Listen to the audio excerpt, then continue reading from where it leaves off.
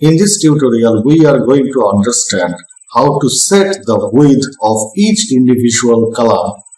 Stay tuned.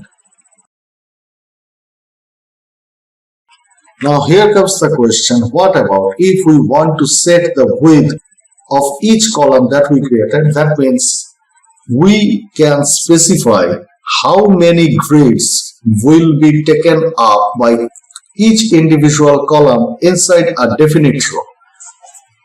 Can we do it? Definitely we can do it.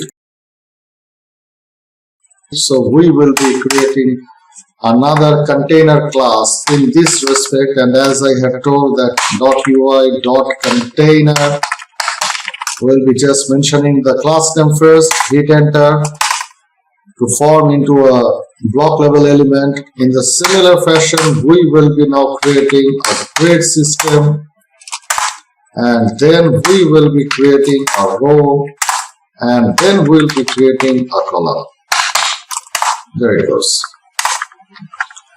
In the next case, we are practically setting how many grids will be consumed in this purpose for each individual column elements. So we won't be mentioning any kind of column structure into this grid that we had declared. Now all we are going to do in the first case, we are mentioning that this will be two wide columns.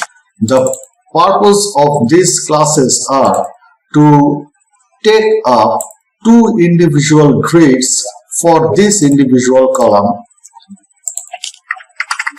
So we will be keeping it up here, and in the similar fashion we will be creating another button. We need to mention this class here, this UI fluid button, and we'll be putting this class name right over here. So everything is done in the first place. So we have created the first individual column element, which is supposed to consume up to two grids horizontally.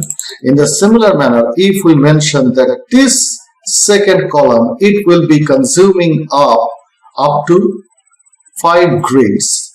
So this individual column, it is practically going to take up to 5 grids to form into a column, and in this particular case we will be mentioning it as 1, 2,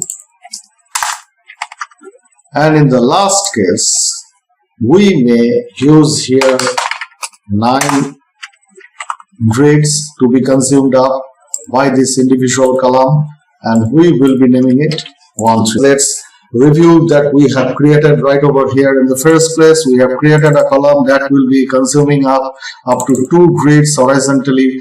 The next column in this individual row, it is going to consume up to 5 grids horizontally, and then we have created the last column, which we had specified that it will be consuming up to 9 grids horizontally. So now if we press Ctrl S and head back to our project, and we can see that we have practically set the width of these individual columns that we have used right over here. Now we can see that in the first case, this individual 1 button element, which is formed into the column, this individual column, it is practically gonna use 2 grids side by side.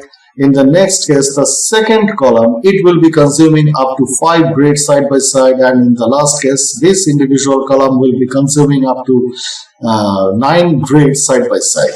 Instead of this 9, we may break it down to 6 wide columns in the first place, and in the last case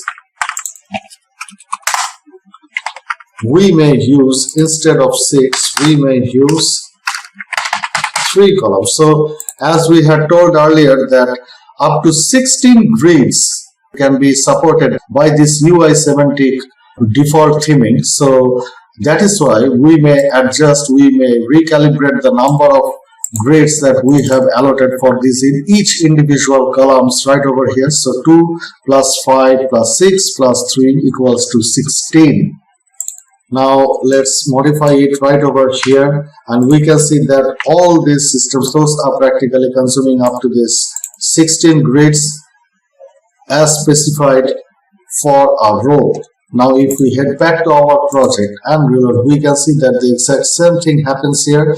So we may use any number of column elements into any row at any time, and we may set the width of this individual column in this particular case.